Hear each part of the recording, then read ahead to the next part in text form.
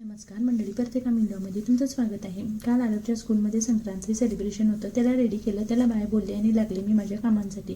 काल होती भोगीच्या भाजीसाठी लागणाऱ्या काही सीझनल भाज्या आहेत, त्या भाज्या घेतल्या. इथं मला जितक्या सापडल्या तितक्या भाज्या घेतल्या आहेत, स्वच्छ धुतल्या आणि कुकरमध्ये ॲड केल्या.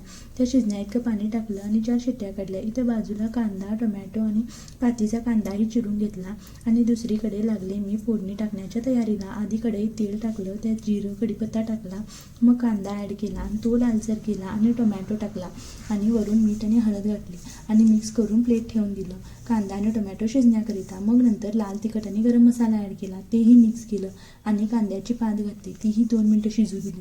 तोपर्यंत तिथं आपला कुकरही झाला. सगळ्या भाज्यामधलं पाणी निथळून सर्व भाज्या कढईत ॲड केल्या आणि भरपूर अशी कोथिंबीर टाकून सर्व मिक्स करून आपली भोगीची भाजी रेडी झाली.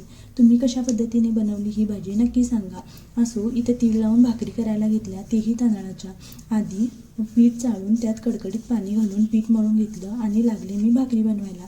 बरेच लोक बाजरीच्या भाकरी बनवतात, पण मी इथं तांदळाच्याच बनवल्या आहेत.